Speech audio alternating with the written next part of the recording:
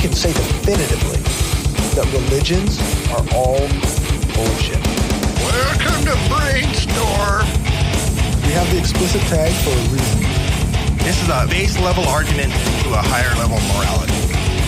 I get paid to science? To science as much as one can science. What the hell was my point? Trigger warning. The Brainstorm podcast will criticize your most cherished beliefs. We attack nonsense in all its forms and discuss difficult subjects.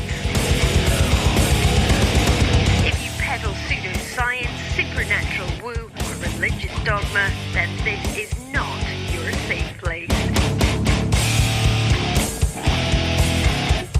This is the home of hardcore skepticism.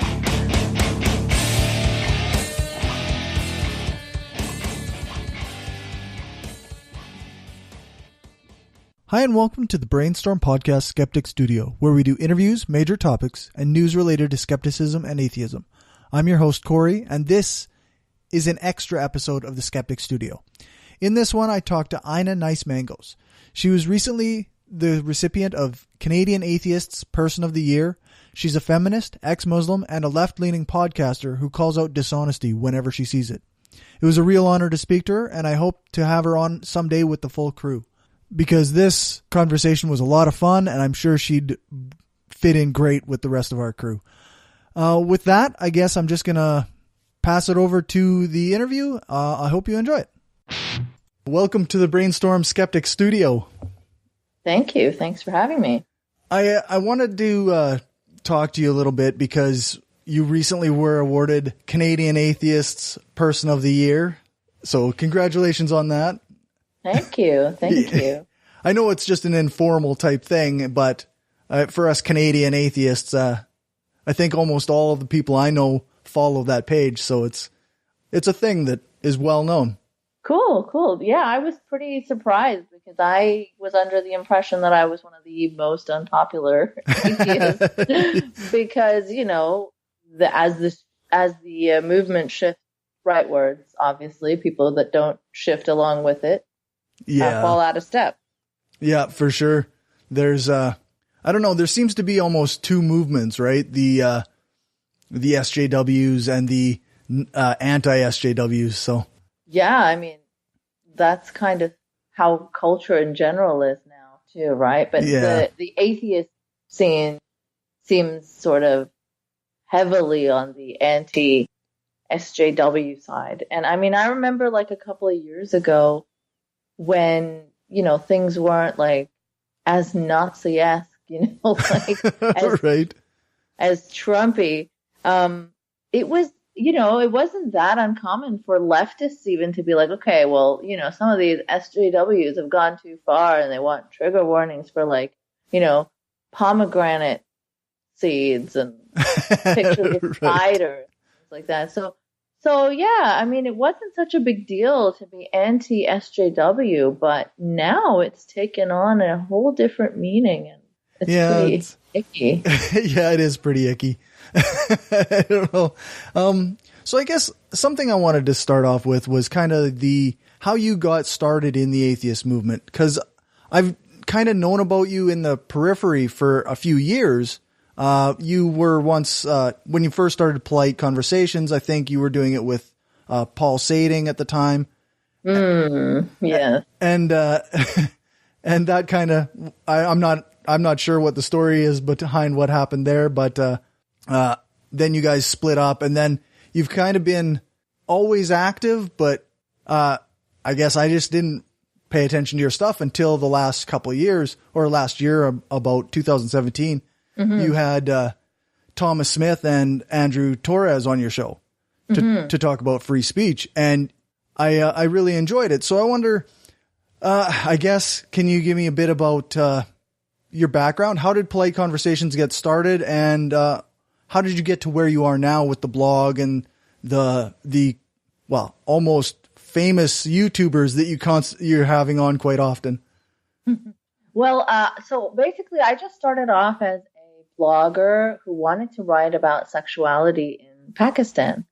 So I had just come back Toronto after living there for a couple of years, and I had, started gathering some news firsthand and discovered some really, startling trends, and started to realize how little people knew about sexuality in general, just the basic stuff, Right. So I started writing about that and tried to make a conscious effort to actually minimize my distaste for religion, because I was speaking mostly to a Pakistani audience. Like, obviously I still talked about, how conservative religiosity always pissed me off, and how, that it became harder and harder to separate conversations about sexuality from the effects that religion was having on sexuality in Pakistan. So even though I didn't really believe in religion, I tried to I tried to steer clear of that. Also because I knew of, how dangerous that can be when speaking to a Pakistani audience, even though I started off anonymous, thankfully. But then it just, it became harder and harder to talk about it. And one day I was like writing about homophobia in Pakistan, and I was already accused of being, blasphemous, how I should be killed and things. So I was like, you know what? I'm already being accused of all these things, so I might as well just be open about my views on religion and how I'm a complete non-believer. And then it became, I became more and more open about that. And then I became involved in the ex-Muslim movement, and I was very vocal in that too. But then I started seeing the ex-Muslim movement shifting from what I considered were my humanist values and going more towards the anti-Muslim side, and aligning with many like politically right-wing or far-right even, some of them going on Breitbart or Rebel Media, completely proving critics of ex-Muslim right, which was really appalling. So now I'm at this strange place where, I don't know, it's a lonely path to walk, I guess, right? Like a left-leaning ex-Muslim. Right. It's I guess the rare is what it seems to be. Like you say, most of the ex-Muslims that I have followed in the past, I eventually actually kind of had to stop following a lot of them because I don't blame you. Yeah, it become pretty problematic and pretty like anti-feminist and like, I don't know, very a little cozy with some of the some of the bigotry that was being handed down to people who are still Muslim, I guess. Yeah, and I mean, if you look at people that are happily associating with people like Rubin, happily promoting people like Rubin, but then criticize the left for associating with people like Linda Sarsour or Reza Aslan, I mean, I just don't see how you have any sort of high ground to do that. Right. It just, the hypocrisy is too much. Like, I'm happy to criticize the left when it's wrong, but I would also like to see the reverse, right? Like, criticize the right when it's wrong, and criticize fellow atheists when they're associating with the right. People always say the right things. They'll say like, oh, we condemn anti-Muslim bigotry. But if you observe their acts, it's a different story. Right. Yeah, it's almost, I don't know, it's an interesting phenomenon. Like, people who used to, I think I saw a tweet this morning actually, where it was like, these people who are now atheists, who are kind of the pro-Rubin, pro-Jordan Peterson types, if Kent Hovind or Ken Ham came out against SJWs, they'd be on board with them. Like, just discard their previous values in favor of whatever this new fad is. Yeah, it's so hollow, right? I mean, if you can abandon your values and your principles just to go after what you consider a common enemy is leftists and feminists. Firstly, I mean, I think it's troubling that is your number one high priority enemy in this political climate. Yeah. And then the fact that they're joining hands with people like Dennis Prager and Jordan Peterson, people that they themselves would have laughed out of the room just a couple of years ago when it was trendier to, dunk on religious people. Now right. Yeah. Yeah, it is really like following trends, right? Like whatever the most popular speakers are saying, that's what they're following, I guess. Yes, and meanwhile calling themselves free thinkers. Right, yeah. Yeah. So, what do you think is going on with atheists and Jordan Peterson? I know you've kind of been at the forefront of shooting down his nonsense, but how is this a guy that atheists get behind at all? Well, I think that we're all, we have to come out of this impression that atheists are generally going to be liberal and left-leaning and progressive, because clearly that's not the case. Maybe in the wider sense of the word, like people that don't identify with movement atheism, maybe that is true. Atheists do tend to lean, left and be progressive. And right. It used to be about fighting the religious right, and now it's about holding hands with the religious right and playing footsie with them. So to dunk on feminists, I honestly, I don't know where or how it's come. I think that in some cases there have been like personal grievances with the left where they got stuff on Islam wrong, and they've maybe wrongfully accused someone of being racist. But I still don't see how that could cause you to abandon all your values and promote cavemen like Jordan Peterson, who could really set us back and who are really actually regressive. Yeah, that's right. It's like people who are pushing for progress are being accused of being regressive, and I just don't get it. Yeah, I mean, there is a faction on the left, certainly, that, will say ridiculous things or, out of their anti-racist intent will say stuff like, I won't date white people and stuff like that. So that does become regressive in a way, right? Like, right. They may want to be anti-racist, but in that way, in that thing, they're not too different from the alt-right if they're anti-mixed relationships, Right. Or, I mean, there is a segment of feminism that's pretty problematic when discussing trans people and. Sure. And like hijabs, right? They'll celebrate Islamic modesty garments, again, out of the intent of wanting to shield vulnerable minority groups, but it ends up definitely being regressive and championing religious patriarchy and things like that. Right. So in one sense, it used to make sense, but now it's become such an overused term and so blanketly applied to anyone that is left of Richard Spencer. The Overton window, I guess, is way over to the right at this point. Right. Way over. So what was the first time you actually heard of Jordan Peterson? With that whole Bill C-16 thing, I remember doing a podcast with Callie Wright. That was around the time I had started hearing of him. And if you go back and listen to that one on my show, I think it's like panel discussion 5 or something. I speak about him in terms of, not really knowing him, but saying, what he said on TV sounds pretty reasonable. Maybe I just don't know enough. Maybe he's misrepresenting the law. Now that I know so much more, yeah, for sure. I can't speak about him in that way anymore. Right. Yeah. It's, I don't know. The Wayward Atheists, did a show about him back, I don't know, it must be almost a year ago now.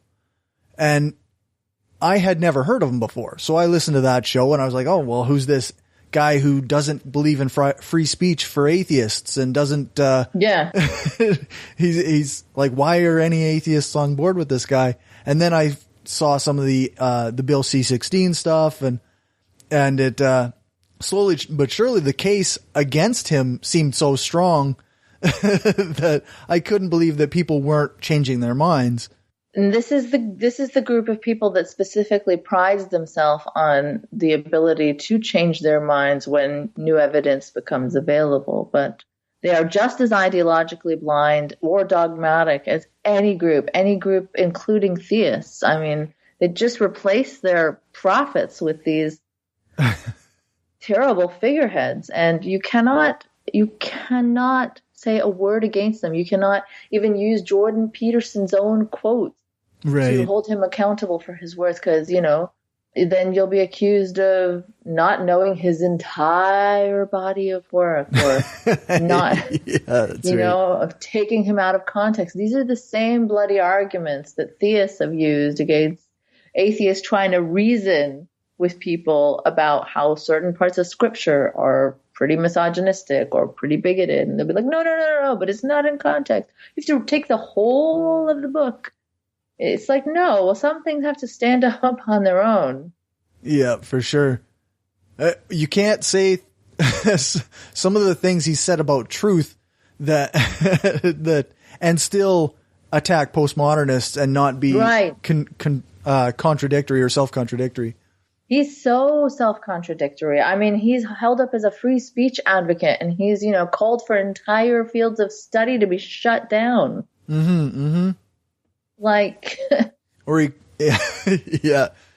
uses the language of the Red Scare in a sense, and then he's the guy who wants a list of professors who say things that he doesn't like. Yeah, exactly. And he's held up as a free speech warrior. He had this free speech event where he deplatformed, now open ethno-nationalist Faith Goldie because he watched her interview with a Nazi-associated podcast right after Charlottesville, where she made fun of Jewish stereotypes and stuff. And he found it, he found that she was not adequate in questioning their beliefs and stuff. Meanwhile, he went on neo-Nazi Tara McCarthy's YouTube show and did not question her at all.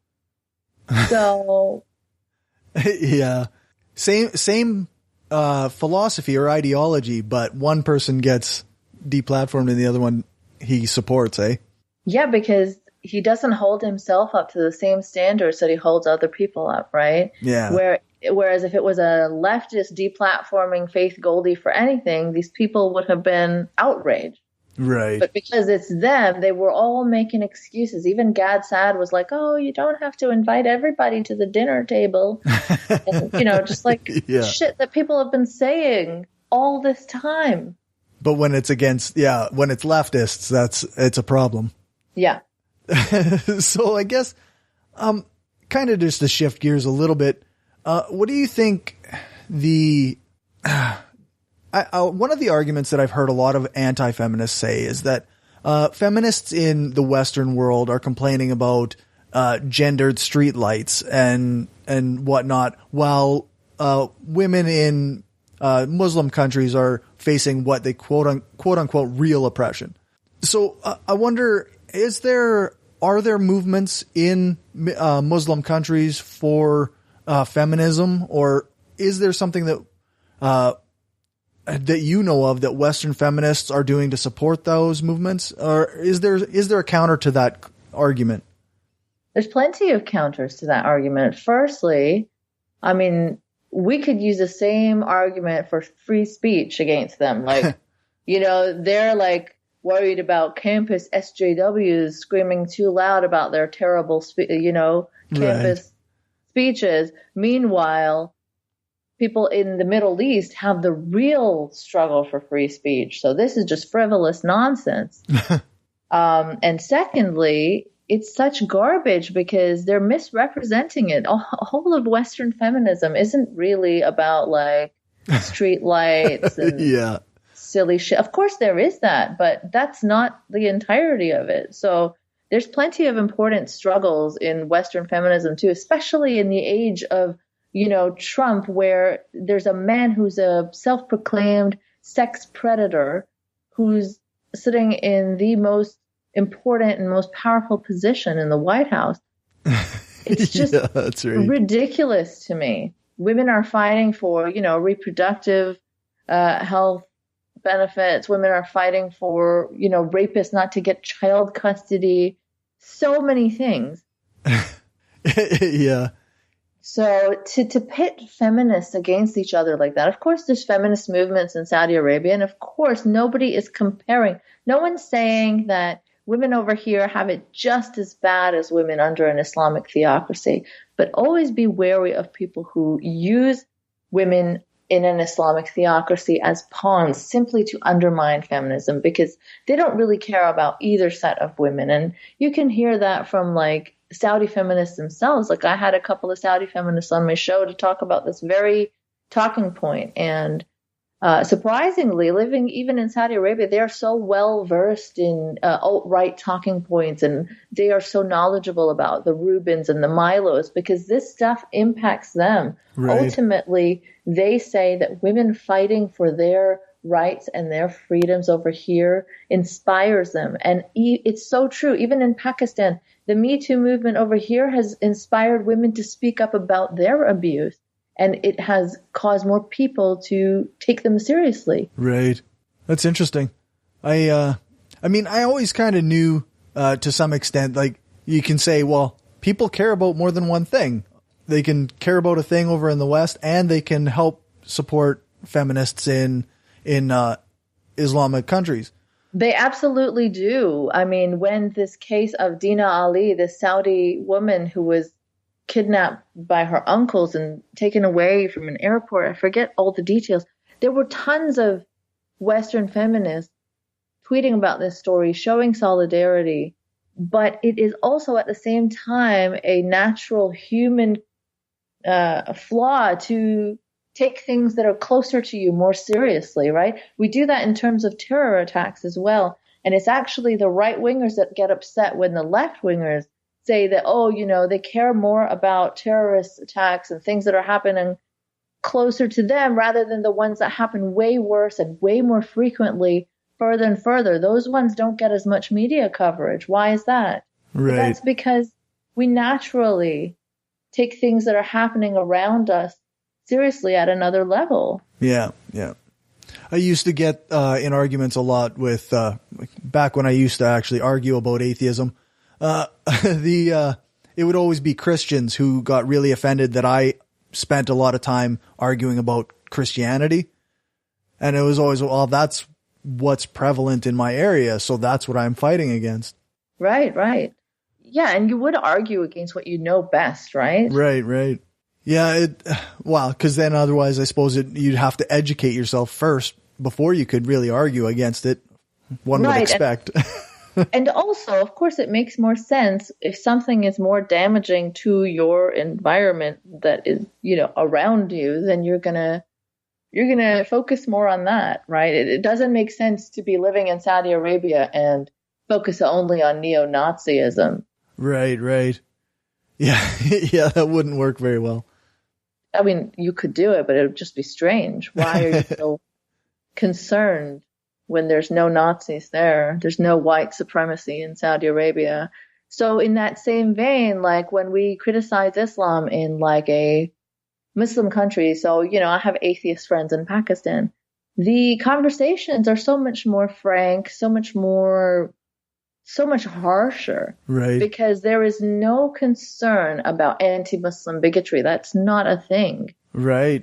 In Pakistan. So people are free, you know, amongst themselves when they are free to criticize Islam. The way they criticize it would not be okay over here, for example. Right. Yeah. You know? I wonder how that plays in like international conversation. Like if somebody who's more in tune with that kind of thing, like do you think that they would get called a bigot or a racist or what have you, or Islamophobe over here if they said the same thing? Of course they would. But also you have to have some sort of social awareness yourself, right? You cannot transplant conversations directly from, you know, an environment where anti-Muslim bigotry doesn't exist to an environment where it is a hot topic right now, where it could potentially affect policy, where Trump is trying to, you know, impose a Muslim ban and stuff like that. You cannot transplant those things. It's like me, when I criticize Christianity in a country like Canada, I'm not concerned about Islamist bigots having the power to, you know, I don't know, set a mob after certain Christians. Yeah. But if I go to Pakistan and I, you know, only focus on how evil Christianity is, and I go to like Islamist media to only talk about Christianity, then that's a problem. Yeah. I mean, I won't be changing my views on Christianity when I go to Pakistan. I still think it's ridiculous. I'm not a fan. But it won't be a focus. Well, of course, I'd also watch what I say. Like, I'm not going to team up with Islamists to bash Christianity. Right, right. Because they don't really have a secular outlook. They have a hate Christians outlook. Yeah, which I suppose speaks to what we're seeing over here, right? Because exactly, yeah, secularists are suddenly siding with Christians because they're anti-Islam. Yeah. And, going on media outlets that stir up hate like Rebel Media, you cannot do that. Like, if you want to be taken seriously as a humanist, that's not how you criticize Islam. That's not even an effective way to do it, because you're discrediting yourself amongst the mainstream conversation. You're holding it back, actually. Yeah, no, that sounds pretty accurate to me. So I guess something that's kind of been I've been curious about is how did you get so involved in these conversations online, or I guess because I see a lot of your tweets more than I see other people discussing these things. And was that something that you've just, has your passion for this increased, and so you're just that prolific that you are always working on this as a subject? As working on what? Like the rightward shift of Islam critics? Yeah, or atheism turning to the right, and like the centrists and... Yeah, I think that's a problem. Like, I mean, I'm seriously concerned, and I think it actually puts the conversation around Islam a step back. So until we establish that this is bad, I don't think we can have productive conversations around Islam. So, yeah, I don't see many people speaking about it, and I think that a lot of that is to do with tribalism, and they don't want to criticize their own in-group. But, if I was like that, I wouldn't have really... worried about criticizing the left. I mean, I'm happy to criticize feminists. I've criticized Islam. I've left Islam. So for some people who left Islam, it seems they've only just sort of replaced their extremist ideology, right? Right. Especially people who had Islamic extremist backgrounds. Now you see things like red-pilled ex-Muslims joining up with the alt-right. And their hatred for Islam is so severe that it sort of bleeds onto Muslims. It's not just the ideology. They actually think that, Muslims are untrustworthy, or Muslims lie, or, that you cannot let too many Muslims in, even though they would have been denied entry on the basis of those beliefs. So, yeah, what do you think of the argument that people present where, they don't like to be called racist because Islam is an ideology. Yeah, not a race. Yeah, I mean, I think that worked in the early days, maybe like 2013, 2014, when these conversations were just starting. But it's so clear now in the increasing racism in North America, especially, that Islam is being racialized, right? People that are not even Muslim are being targeted for their brown skin and under the assumption that they are Muslim. There was a Hindu man that was killed. There was a Sikh man that was attacked, and it's just constant. So it's really not a good point, I think, to say that Islam, technically it's not a race, but you can absolutely be a racist. Right. Yeah. Something criticizing Islam. Yeah. Something that I've noticed, is people who like you say, like they assume somebody who's a Sikh is a Muslim, because they don't know the difference. Mm-hmm. So what is it about? Like, it's this color of their skin that they're judging, right? Like, exactly. Or it's the lack of understanding of anything other than their own Western culture, I guess. Yeah. Yeah, I don't know. What do you? Okay, and this is a really bad one that I heard a while back. Is like, what do you think of the idea that just Western culture is just superior to Islamic culture? I mean, Yeah, it's a dog whistle in many ways. Right. But, one can argue that secular culture is definitely superior to religious culture, or secular culture is superior to Islamic theocracy culture. It just so happens that racists also love these arguments. So you have to be very careful how you frame them, and you have to be careful that you denounce racism and anti-Muslim bigotry around saying that. So right. It's a tricky conversation to have. I don't think that at its core, it's always wrong to say that. Maybe in that phrasing, that's a bit of a dog whistle. But if you put it like, secular culture is better than theocracies or religious culture. But I mean, we're seeing secularism now also shift and become really, I don't know, and sometimes it, aligns with people that are like all about trad life, all about undermining feminism. So I mean, it's like in some ways there's a secularization of the alt-right as well, right? Right, yeah. Isn't Richard Spencer an atheist? Yeah. So you really have to be careful assuming superiority because... Yeah, that's right. Yeah, it was something that I heard a while back, and and to me it seemed like, okay, this is kind of obviously something that I can't really argue with, because to some extent I do think that secular governments and secular culture is better for humanity, but the way it was worded, like Western culture is superior. I'm like, oh geez, dude. Like, yeah. You gotta be careful with those phrasings. We had an anthropologist on Brainstorm a while back who we talked about female circumcision, and we started off the episode very anti FGM, right? Like, and I mean, I didn't leave the episode being pro FGM, but he gave me some context around like the way that families might view it, or like oh no no there's no context in which that is okay. No way. He did an ethnography with a woman who actually grew up in Canada and flew back to her home country and had herself circumcised, I guess, voluntarily. And that's different, though. When an adult is doing that, they're consenting. That's whatever, people have their penises, I don't know, split in half for some reason, or their tongues. That's up to them when they're adults. Yeah. Adult consent is kind of a way different thing than doing things to children. If she was to remove her clitoris for some reason, then that's up to her. But you know what? A practice that does that to children is abhorrent, and there's no context. Yeah, no, that's fair. I like I say, I didn't come out of it pro, but he also like was this like C.J. Whirlman or something? No, it was actually an anthropology professor from the U of R here.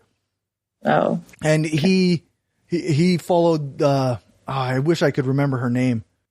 See, I mean, this is when the left, I think, I don't know what the hell they're doing, because whatever their intent might be to protect a vulnerable minority, because FGM is also, it becomes a rallying point for racists, just like hijabs and niqab, so people become defensive about these practices. But that's the complete wrong approach. You cannot, as much as you want to defend a vulnerable minority, as noble as that intent is, you cannot start defending these practices. Right. I'm sorry, but it's barbaric and it's not okay. What did you think of the controversy with I think it was a hijab the woman wanted to wear during her citizen swearing in? Niqab. Well, was it the niqab? Yeah, like face veil. Yeah. What were your thoughts on that? Oh, that made me very, very angry, actually. And that's when I was completely on the other side of the left. Oh, okay. So, so I have kind of like a wider perspective on this, right? I'm very anti-far right, but I'm also very anti-Islamic far right. Right. So I look at that as a bigger picture. To sometimes the left ends up siding with the Islamic far right, and that's not okay. So people who advocate for face veils and who are so adamant, these are not progressive liberal people with, progressive views. If you asked Zunaira Ishaq what her views are on things, I am sure that you would not be pleased. All right. Even in one of her interviews with someone, she did say that she left Pakistan, I believe, because she was not happy that men and women were mingling so much. I don't know why she came to Canada after that. But right. Yeah. She struck me as a far righter, not someone who needed to be rallied around and given this kind of platform. Right. Just because Western far righters were opposing her too. I think there could have been better conversations done by the left rather than championing her and putting her on magazine covers and trying to normalize the niqab. It is perfectly reasonable to for a courtroom to want to see your face while you're swearing in. That's not an unreasonable demand. Yeah. So I think people that try to push that stuff, they need to be looked at carefully. I guess that makes me think of the conversation surrounding Linda Sarsour and how some of the things that she has said in the past are actually kind of anti-left in a lot of ways. Very, very much so. I view Linda Sarsour as sort of a Dave Rubin on the left. So you know how Dave Rubin sanitizes all these horrendous far-right figures. People that just should not be promoted in any way whatsoever. Rape apologists, anti-immigrants, white nationalist apologists, alt-righters, just disgusting people. Linda Sarsour very much does the flip of that, right? She'll apologize for some very disgusting religious preachers and imams and things like that. And people that the left should really not be associating with. Right, so, yeah. But I'm happy to criticize that end, and I'm also happy to criticize the Rubin end. What ends up happening in the atheist scene is that they only want to focus on Linda Sarsour, but they want to pat Dave Rubin on the back for doing essentially the same fucking thing. Right, right. In fact, what Dave does probably has more impact in the West because the far right is more powerful here, whereas the Islamist far right does not hold government positions, does not have Donald Trump saying they're fine people or whatever. Right. So yeah. I can't see how you can be intellectually honest, intellectually consistent, and hate on Linda Sarsour, but support Dave Rubin. Yeah, When everybody was talking about Linda Sarsour, I was always kind of like, oh, I don't really know that much about her. And then I listened to your show where Thomas Smith was talking to a Trump supporter. Yeah, whose name I can't remember. But Shireen Kudosi. There we go. Mm-hmm. Yeah, and I kind of came away from that going, well, I still don't know what I think about Linda Sarsour. So yeah, I mean, it's possible because you don't know the kinds of people that she sanitizes. Right. So the impact of that is less obvious to you. But I mean, if you trust my judgment, trust me, she's no better than Dave Rubin. She's no better. Yeah. No better than Dave Rubin. But simultaneously, yes, a lot of the attacks on her are racist. Right, so, right. We cannot confuse the two things. Yes, there are many racists after Linda just because she's a Muslim-looking woman, but also she's also very problematic. Yeah, it's almost like a lot of this stuff isn't just simple where we can just judge people based on one thing. We have to look at a broader context, I guess. Mm-hmm. And certainly not on tribal alliances, right? Right. Oh, Linda Sarsour is a darling of the left, so she must be fine. Or, right. Racists are attacking her, so then, every attack on her, or every criticism of her must be racist. No, it's not that simple. Yeah. But that speaks to also why, you said why I speak about this topic more than anyone else is because when I came out of the Islam closet, the ex-Muslim closet, I was so happy and so free that there are other people out there like me. And it's so nice to have this movement that is, that has this noble goal of destigmatizing apostasy in Islam, which is perfectly fine. I think It's a great goal to have. But then when you start seeing the shifts and the politics that go much further than just Islam and become like anti-left and, allying with people who shit all over feminists, it's like it felt to me very much as if they wanted to replace one form of conservatism with another, which is not what I was about. So the fact that movement disappointed me so greatly, I think that's why I speak about it a lot, because it's been a personal shock to me. No, that's fair. I think we're coming up on just about the time limit we had.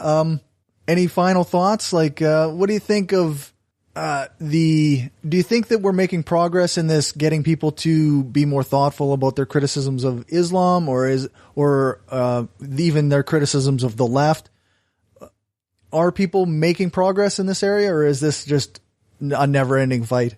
I don't know. I mean, it seems that some leftist YouTubers are emerging and some leftist voices are emerging, so it's good. But the trend right now is to bash the left and just bash Islam in whatever incoherent way, and people will still applaud you. You can say Islam is worse than Nazism, and people will be like, "Yay!" without any thought as to what the impacts of such statements could be.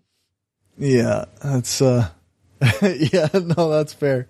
So, I mean, I'll say that people on the left, please put more thought into it. Please be more vocal, because there's a lot of silent, leftist supporters, and it's always the hateful voices that are loudest. So if you find content creators whose nuances you appreciate, please vocally support them, at least. Yeah, for sure.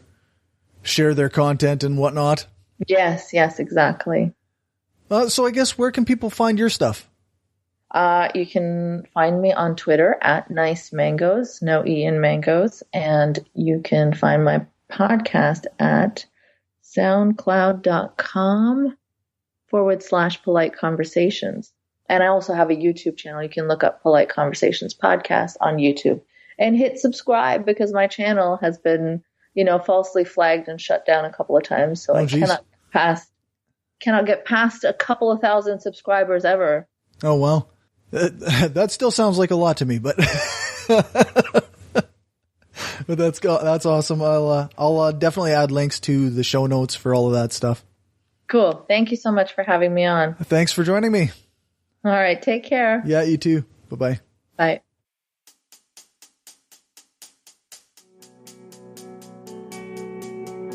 Okay, so that's the interview. Before I go, I just got a couple things to talk about. First, a little bit of listener feedback. On Patreon, listener Magnus said that with regards to our discussion about the Higgs boson, aka the God particle, the name originates from the title of a book by Nobel Prize-winning physicist Leon M. Lederman. The book was given this title because the publisher wouldn't let us call it the goddamn particle, though that might be a more appropriate title given its villainous nature and the expense it is causing. So this is actually something I knew because I had watched a documentary about the Higgs boson a while back, and I remember them talking about this, but it apparently slipped my mind in the moment, and I really appreciate Magnus for his comment, and letting me know that this was the case. I'll make sure to mention it again next time we have the crew together. I also want to mention that Randy Lamonda has been saying nice things about us on Twitter again, and he really liked the rebroadcast of my interview with Alex Jules. As for Patreon stuff, we don't have any new patrons, and I really appreciate any support you can give the show. I know it's a long shot, but this is really my passion, and I'd love to be able to do it full time and stop doing these wacky, mood-altering, life-threatening shift work stuff. No pressure though. I want to give our top patrons a shout out. Thanks to Bassett, Lachlan, Daryl, Aaron, Lisa, Rob, and Positively Skeptical. You can join them and be a patron at patreon.com/brainstormpodcast. I'll save any new reviews we get for the live show, but I also want to mention that we have a new store online to get some Brainstorm gear. It's at tpublic.com/stores/brainstorm-podcast-gear. There's a discount code right now until midnight on February 12th where you can get 20% off of your order. The code is HS2018. So that's when you do go to checkout, put in HS2018 and get 20% off of your discount at tpublic.com/stores/brainstorm-podcast-gear. We also have the GoFundMe for the Shift to Reason going on still, so check that out. You can find the information on the Shift to Reason Facebook page or there. For everything else, check out the show notes at thebrainstormpodcast.com and our website, brainstormblog.net. Thanks to our financial supporters, the Utah Outcasts, Bassett, Will, Aaron, Daryl, Destin Sucks, Lachlan, Lisa, Magnus, Michael, Nathan, Positively Skeptical, Rob, and Stephanie. If you want to join them and help the show grow, then you can do that at patreon.com/brainstormpodcast. You can join us every second week when we broadcast live on brainstormradio.net. Our next show is on February 16th, and our guest will be Gleb Tsipursky, author of The Truth Seeker's Handbook and founder of the Pro-Truth Pledge. I'll try very hard to get those episodes out before I leave for Vegas. Thank you to Eiynah for joining me. You can find her blog at nicemangos.blogspot.com, as well as following her on Twitter at Nicemangos, no Ian Mangos, and a variety of other places, the links all of which will be on thebrainstormpodcast.com and hopefully eventually on brainstormblog.net. Thanks to Dave for our intro music. Thanks to Alex Kepper-Murdoch for doing the voiceover for the intro and some of our ads. And thanks to Jason Camo for our outro music. You can find his stuff over at aloststateofmind.com. Whew. All music played is either with permission or under the SOCAN license to play. For more information on SOCAN, you can check out the music license info page on our website, brainstormblog.net. Remember to give us a rating, a thumbs up, or a fave on your podcatcher of choice. Join our Facebook group, like our page, follow us on Twitter, share the show, and spread the word. Thanks for listening, and remember, the truth matters.